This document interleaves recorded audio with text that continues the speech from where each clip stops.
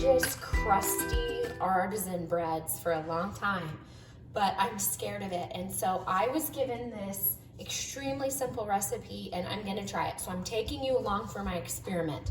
Here we go. First thing we're gonna do, 3 cups of white flour. 1, 2,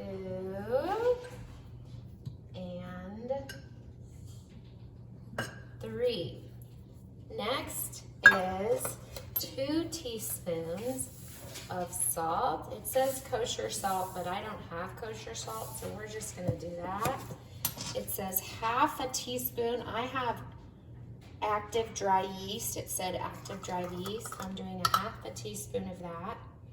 It's officially 3 ingredients, and now I have to add a 1.5 cups of lukewarm water. So hang on while I get some lukewarm water. Here's my lukewarm water. I just got it from the tap and I heated up the water in the tap.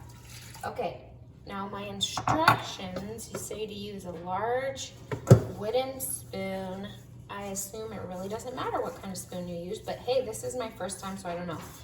And the instructions say to stir it so it's a messy, shaggy stir here, which this looks pretty shaggy to me. And it says don't over stir it. And this recipe is like a no-knead recipe. So here's what I'm gonna do. I just did it. That's my first step. Let's hope that works, okay? I have no idea. Next, we're gonna cover this thing with plastic wrap. Let's give this a whirl. It's supposed to stay at room temperature for 8 to 24 hours. The other recipe I saw that was pretty much the same thing said 18 hours. So I'm totally gonna leave this baby all night and I'm gonna check on it in the morning. It is like 2 p.m. right now, so I'm gonna check on it sometime tomorrow morning and see how it looks, and I'll keep you posted. Okay, so my recipe said to let the dough sit for 12 to 24 hours, 8 to 24 hours, so I did about 19 hours. So it's like 10 in the morning. It said bubbly. I don't know if you would call that bubbly or not. It is sticky, it's definitely sticky. So the instructions say pull it out to make it into a ball.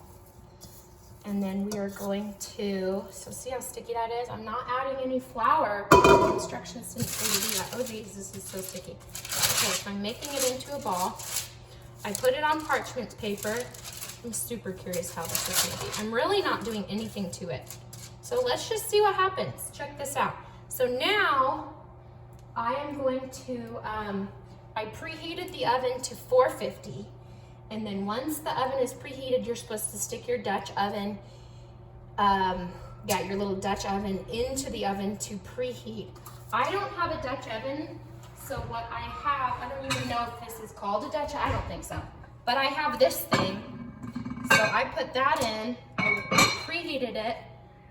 I probably don't need that because I've got the parchment. So I'm putting this into the Dutch oven, putting the lid on, okay? Putting it back in the oven for 30 minutes on 450. And then we will come back. Okay, this is the big 30-minute reveal before I take the top off for another 10 minutes. I'm super curious. Oh snap, what's gonna happen? All right, here we go. Let's see what it looks like. Oh gosh, that looks actually remarkably great.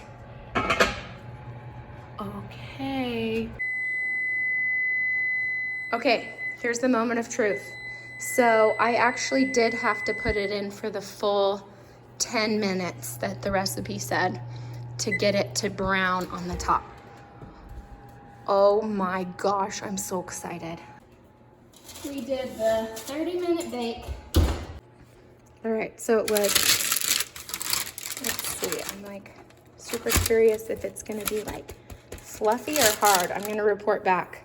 So while that thing is cooling before I cut it, I wanted to show you a really quick way how I make garlic butter that's amazing. So you just get out a stick of butter that's room temperature, so it's really soft. Put in some of this minced garlic. You also need to put in, I don't know, generous amount of garlic powder. It's probably what, teaspoon or two. And then parsley, because you don't actually want it to taste like anything like basil. You want it to taste like, you want it to just look green. And then you stir this baby up. The longer it can sit, the better. So if you can make it in the morning to eat at night, it's amazing. And that's like the most easy garlic butter. And I'll whip it up a little bit more, but try that when you make this bread. Okay, I'm gonna let you know how it tastes. So I have been waiting to cut this baby to give it a test to tell you if it's worth trying. And it feels pretty good. I did put it in that square container, so it might look a little more round if you put it in a round. Oh wait, here we go. Let's see how it turned out. If it's too hard or if it's soft enough. It's cutting pretty well. We love artisan bread with our pasta, so this is why this is an important piece of my life. Not bad. It doesn't smell like too yeasty, so that's good. Okay, I got some of this garlic butter that I told you how to make. We're gonna try it. Okay. Oh my gosh, that's so good. I'm so excited. It's like the easiest bread in the world. So it actually tastes really good. It's not too dense. It didn't turn out too dense. It's soft enough. It's not undercooked or overcooked. It probably could use a slightly more on the top, but not really. You don't want it to burn. So I'd highly recommend that you try this.